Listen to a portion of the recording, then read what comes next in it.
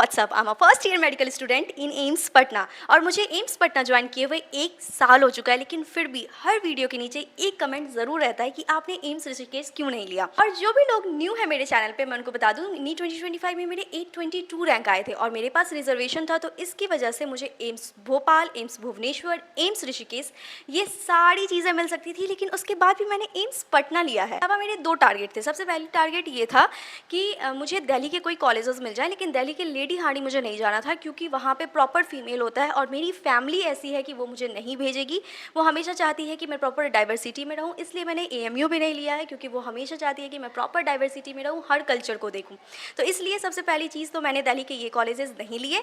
दूसरी चीज़, I think UCMS भी मेरे को मिल जाता, लेकिन वो भी मैंने इसलिए नहीं लिया क्योंकि वो बहुत ज़्यादा ही बुरे हाल में है, क्योंकि वो बहुत पुराना है। बट हाँ, दिल्ली कोटा बहुत ज़्यादा इंपॉर्टेंट होता है, लेकिन मेरे लिए ना मेरी चॉइस भी बहुत ज़्यादा इंपॉर्टेंट होती है। तो इसलिए अब आगे मैं सारी चीज़ें आपको बताती हूँ। बहुत सारा कंट्रोवर्सी है एम्स पटना पे, तो मैं वो सारी चीज़ें भी आज क्लियर करूँगी आप लोगों को। के अलावा सेकंड चीज़ जो मुझे चाहिए था वो है एम्स जोधपुर, क्योंकि एम्स जोधपुर मुझे बहुत ज़्यादा सुंदर लगता है और वो बहुत प्यारा लगता है, तो इसलिए मुझे एम्स जोधपुर चाहिए था। मेरे एक भैया हैं जो कि जोधपुर से हैं, वो है राहुल भैया, भी अभी एमबीबीएस 4th ईयर में है।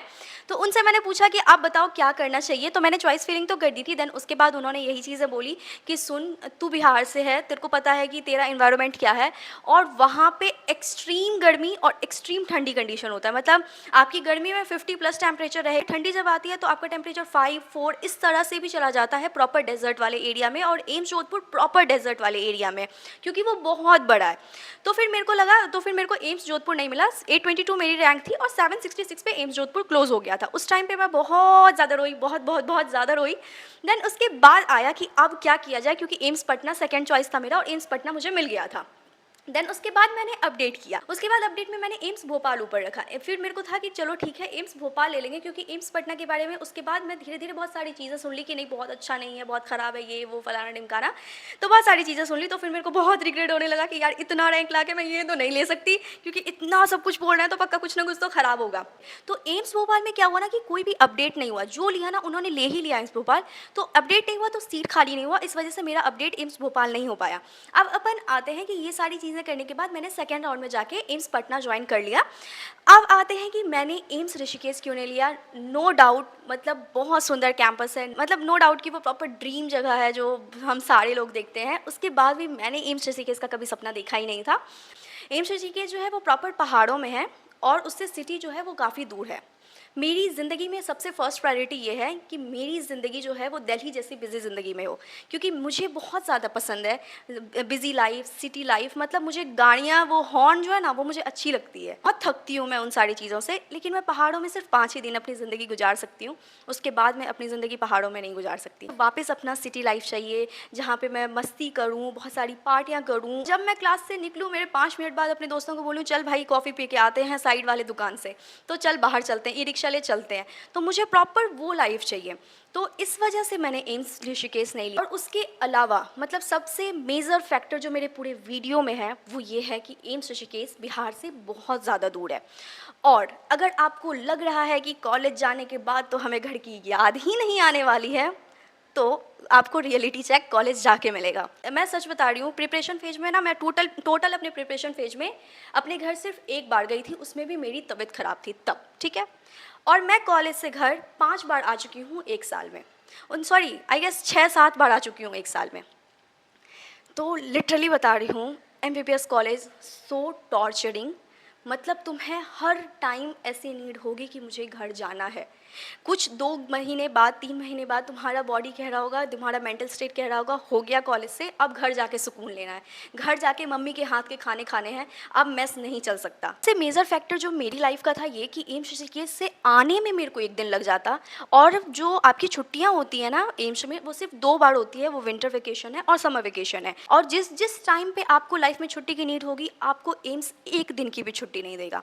तो ये सारी चीज़ें जब मैं जान गई कि एम्स ऋषिकेश बिल्कुल ही रूट एकदम अजीब हो जाता है मेरी तरफ से, तो आई वाज लाइक कि नहीं भाई, मैं नहीं कर सकती। अपने एमबीबीएस वालों से बात करी थी, क्योंकि मेरे आसपास बहुत सारे लोग हैं जो डॉक्टर्स हैं। तो मेरी काफ़ी दोस्त थी जो घर से बहुत दूर थी, और मैं उनको कॉल करके पूछ रही थी, वो हमेशा यही बोलती थी, भाई मत लेना दूर का कॉलेज, पागल हो जाओगी घर के लिए और कभी घर नहीं जा पाओगी यहाँ से, तो इसलिए प्लीज़ सोच समझ के लेना। तो इसलिए मेरा था कि एम्स ऋषिकेश मुझे नहीं लेना है। मैं बताती हूँ, थोड़ी सी फ़नी लगेगी।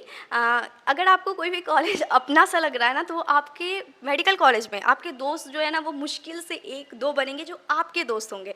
और मेरे दोस्त का डेफिनेशन है जो मेरी खुशी में खुश रहे। और एम्स में या किसी भी मेडिकल कॉलेज में खुशी में खुश होना मतलब आपके रिजल्ट्स वगैरह में खुश होना, बहुत रेयर कंडीशन में आपको कोई एक दोस्त मिलेगा, ऐसा मिलता कोई नहीं है।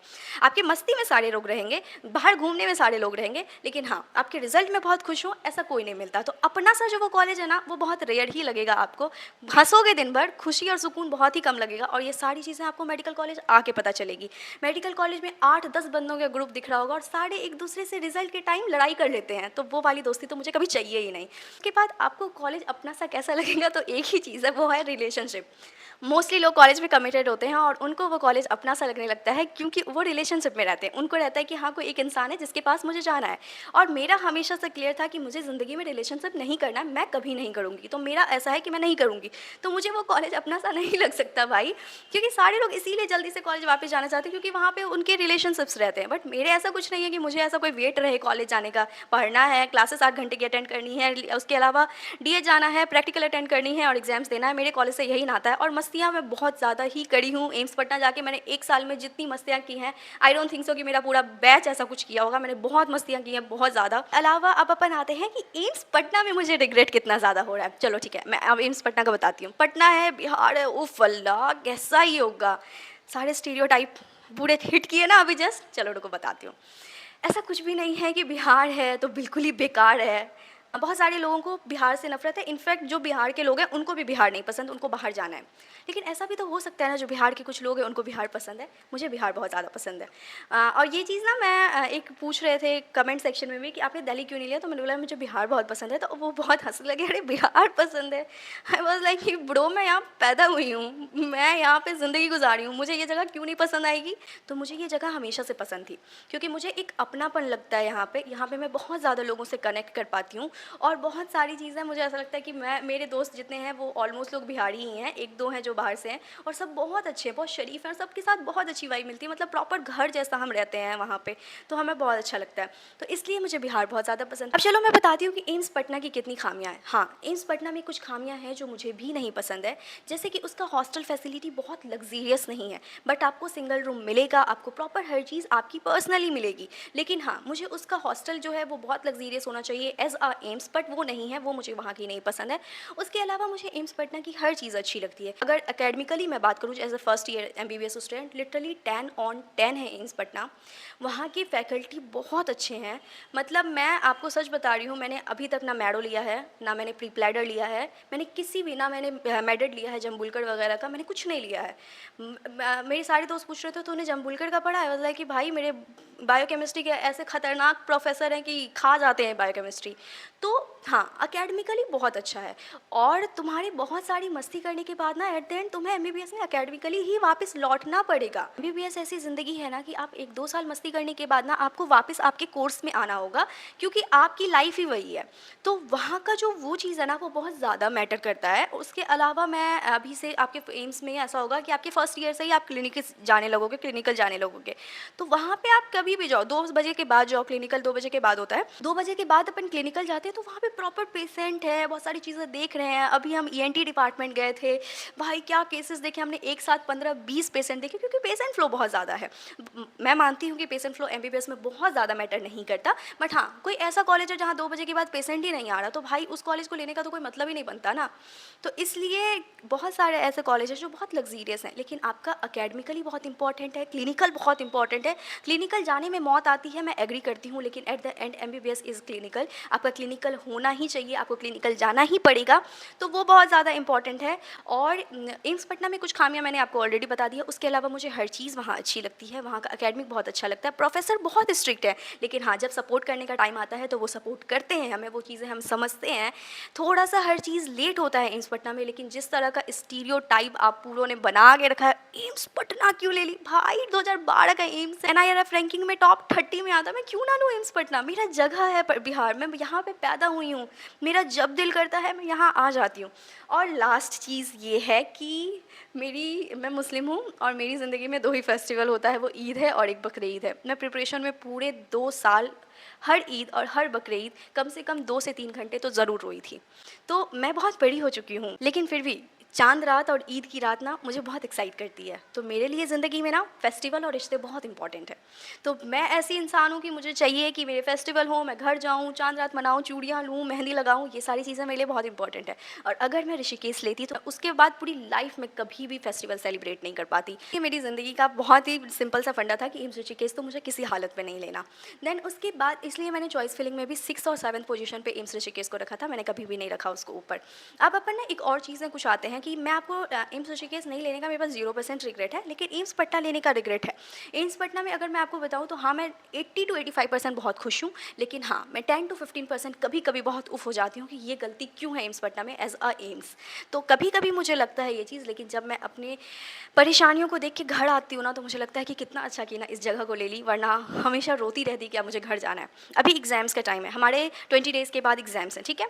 और मेरे पूरे कॉलेजेस में मतलब मेरा पूरा 125 बैच में ऑलमोस्ट लोग अपने घर पे हैं, क्योंकि प्रिपरेशन करनी है, मेस का खाना नहीं खाना, टेंशन नहीं लेना, दोस्तों की टॉक्सिसिटी पूरी बढ़ चुकी है और इन सारी चीज़ों से छुटकारा सिर्फ़ और सिर्फ़ घर दे सकता है। तो हमारा पूरा बैच ऑलमोस्ट घर पे है, क्योंकि सब लोग जो है वो इन सारी चीज़ों से भागना चाहते थे। फिर उसके बाद हम जाएँगे कुछ 1 वीक पहले, देन उसके बाद कुछ-कुछ चीज़ें रिवाइज़ करेंगे डीएच का और फिर वापस एग्ज़ाम देंगे। सारी चीज़ें मैंने बहुत टाइम से सोचा था कि मैं ये चीज़ें बताऊँगी। अब जब बहुत सारे 26 जूनियर्स आ रहे हैं कॉलेज में, तो एक बार सोच के जाना कि आपका जो एनवायरनमेंट है या आपके जो कॉलेज व्यू है ना, वो बहुत ज़्यादा ज़िंदगी में काम नहीं आएगा। आपका अपनायत, आपके घर का सपोर्ट, आपके घर का पास होना बहुत इम्पॉर्टेंट है, क्योंकि एमबीबीएस एक बहुत लंबी जर्नी है और जब शुरू होता है ना तो पता चलता है कि सच में यार ये तो बहुत ही लंबी है। ये तो 8 घंटे डेली जाना और 5 साल जाना, ये तो बहुत ही लंबी है। तो एक बार सोच समझ के करना। आपकी मर्ज़ी, जैसे मेरा पॉइंट ऑफ व्यू हो सकता है वैसे आपका भी पॉइंट ऑफ व्यू हो सकता है। बाय, अपना बहुत सारा ख्याल रखना और प्लीज़ चैनल को भी सब्सक्राइब कर लेना। मैं आपको आगे नीट के लिए भी गाइड करती रहूँगी और एमबीबीएस के बारे में भी कुछ-कुछ बताती रहूँगी। बाय।